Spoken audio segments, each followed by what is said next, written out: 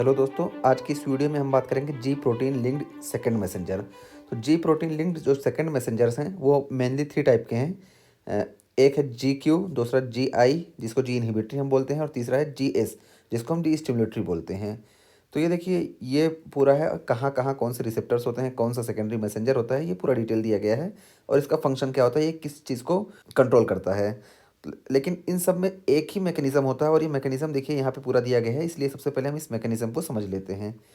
तो देखिए, सबसे पहले यहाँ पे जी क्यू के बारे में दिया गया है कि जी क्यू, तो जी क्यू जो होता है ये सेकेंडरी मैसेंजर होता है। जब ये रिसेप्टर पे बाइंड होता है तो जो यहाँ पे प्रोटीन होती है जी क्यू प्रोटीन, तो ये जी क्यू प्रोटीन कन्वर्ट करता है फास्फोलाइपेज सी को।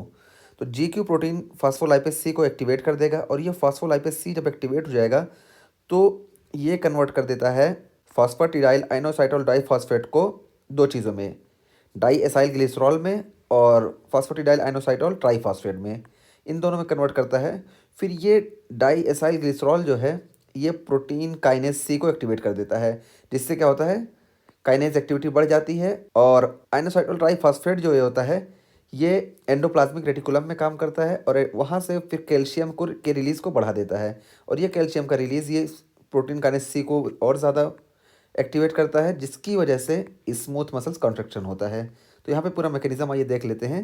देखिए, मान लो यहाँ पे रिसेप्टर बाइंड किया, तो ये जी क्यू प्रोटीन है, तो ये जी क्यू प्रोटीन एक्टिवेट करेगी फास्फोलाइपेज सी को, और ये फास्फोलाइपेज सी ये देखिए एक्टिवेट कर देगा फास्फोटिडाइल आइनोसाइटोल डाइफॉस्फेट को।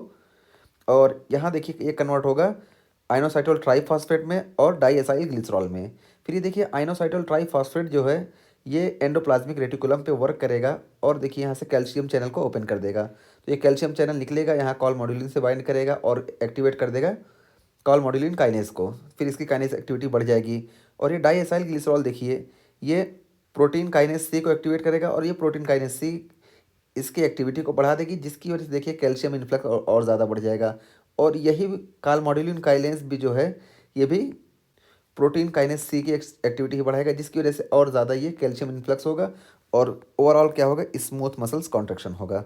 तो ये हुआ मैकेनिज्म जी क्यू प्रोटीन का कैसे काम करती है।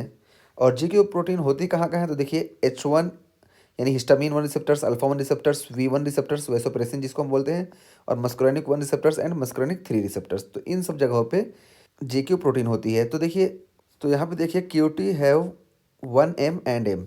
तो ये देखिए, ये यही चीज़ यहाँ पे दिखाई गई है कि क्यू जो होगा ये H अल्फा 1 और V1 और M1 और M में होगा, M3 यहाँ पे वही चीज़ है। और उसके बाद हम जी स्टिमुलेटरी और जी इनहिबिटरी के बारे में देख लेते हैं। देखिए, दोनों एक ही इनका जो होता है सर्पेंटाइन रिसेप्टर्स यहाँ भी होते हैं, दोनों एडिनालाइन साइक्लेस पे ही वर्क करते हैं, लेकिन एक स्टिमुलेट करता है और एक इनहिबिट करता है। कैसे करता है ये देख लीजिए। देखिए, जी स्टिमुलेटरी क्या करेगा, एडिनालिन साइक्लेस को एक्टिवेट करेगा या स्टिमुलेट करेगा, जिसकी वजह से एटीपी कन्वर्ट हो जाएगी साइक्लिक एमपी में, और साइक्लिक एमपी एक्टिवेट करेगी प्रोटीन काइनेस ए को। और ये प्रोटीन काइनेस ए ये कैल्शियम को बढ़ा देगा, कैल्शियम इन्फ्लक्स बढ़ेगा, और ये कहाँ होता है, हार्ट में, तो ये यहाँ पे कॉन्ट्रैक्शन बढ़ जाएगा। और यही प्रोटीन काइनेज ए ये मायोसिन लाइट चेन काइनेज को इनहिबिट कर देता है। और मायोसिन लाइट चेन काइनेज जो होता है ये स्मूथ मसल्स कॉन्ट्रैक्शन के लिए जिम्मेदार होता है। इसीलिए जब जी स्टिमुलेटरी स्मूथ मसल्स पे वर्क करती है तो स्मूथ मसल्स रिलैक्स हो जाती हैं। जैसे आप देखेंगे बीटा 2 रिसेप्टर्स में या बीटा 3 रिसेप्टर्स में, देखिए यहाँ पे दिया गया है। और ये चीज़ हमें देखने को मिलती है ब्लैडर की मसल्स में।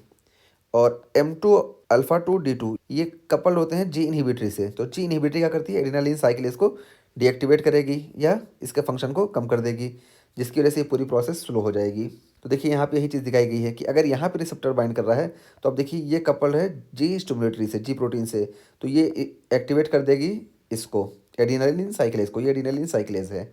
और फिर ये सारी एक्टिविटी ये बढ़ जाएगी, प्रोटीन काइनेज की एक्टिविटी बढ़ेगी, और कैल्शियम इन्फ्लक्स ज़्यादा हो जाएगा और कॉन्ट्रैक्शन हो जाएगा। और अगर यहाँ पे बाइंड करता है तो देखिए ये कपल है जी इनहिबिटरी से, और जी इनहिबिटरी इसको एडिनालिन साइक्लेस को इनहिबिट कर देती है, तो ये कन्वर्जन जो है ये बंद हो जाएगा, जिसकी वजह से पूरी प्रोसेस स्लो हो जाएगी। तो यही यहाँ पे बताया गया है, और आगे देखते हैं कैसे कैसे इनका डिस्ट्रीब्यूशन है। सबसे पहले देखिए, एडिनर्जिक जो रिसेप्टर्स होते हैं अल्फ़ा बीटा होते हैं, अल्फ़ा में 2 बीटा में 3। तो अल्फ़ा 1 रिसेप्टर्स जो होते हैं ये जी क्यू से कपल्ड होते हैं, और ये होते कहाँ के हैं, वेस्कुलर स्मूथ मसल्स में।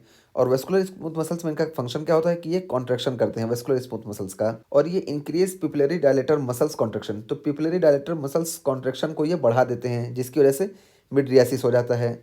और ये increase intestinal and bladder sphincter muscles contraction, और ये इंटेस्टाइनल और ब्लैडर के स्फिंक्चर्स की जो मसल्स हैं उनके कॉन्ट्रैक्शन को बढ़ा देते हैं, तो वो और ज़्यादा टाइट हो जाती हैं। और अल्फा टू रिसेप्टर्स जो होते हैं ये जी इनहिबिटरी होते हैं। अब जब जी इनहिबिटरी हैं तो ये क्या करेंगे, decrease sympathetic outflow, sympathetic outflow ये डिक्रीज करेंगे। और डिक्रीज इंसुलिन रिलीज, इसी वजह से इंसुलिन का रिलीज कम हो जाएगा। डिक्रीज लाइपोलिसिस, लाइपोलिसिस कम हो जाएगी। Increase platelet aggregation, platelet aggregation ज़्यादा हो जाएगा। और decrease aqueous humour production, aqueous humour production ये कम हो जाएगा, क्योंकि सिंपैथेटिक नर्वस सिस्टम इन पे वर्क करता है। और जब सिंपैथेटिक नर्वस सिस्टम वर्क करेगा तो क्या होगा, इनहिबिटरी एक्शन जाहिर होगा, जिसकी वजह से ये सारी चीज़ें हमें देखने को मिलेंगी। और फिर बीटा वन रिसेप्टर्स, देखिए बीटा वन रिसेप्टर्स क्या होते हैं, जी स्टिमुलेटरी होते हैं। तो ये बीटा वन रिसेप्टर्स मोस्टली होते हैं कहाँ है, हार्ट में होते हैं। तो देखिए ये इंक्रीज हार्ट रेट, क्योंकि स्टिमुलेटरी है तो हार्ट रेट बढ़ जाएगा, हार्ट की कॉन्ट्रैक्टिलिटी बढ़ जाएगी, इंक्रीज कॉन्ट्रैक्टिलिटी। और इंक्रीज रेनिन रिलीज, किडनी से रेनिन का रिलीज बढ़ जाएगा। और इंक्रीज लाइपोलिसिस।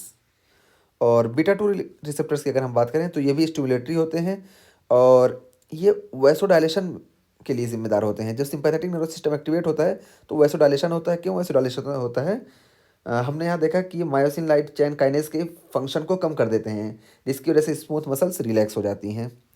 तो बीटा टू वैसोडायलेशन करता है, ब्रोंकियोडायलेशन करता है, और लाइपोलिसिस को बढ़ा देता है, और इंसुलिन रिलीज को भी बढ़ा देता है, और ग्लाइकोजिनोलाइसिस को भी ये बढ़ा देता है।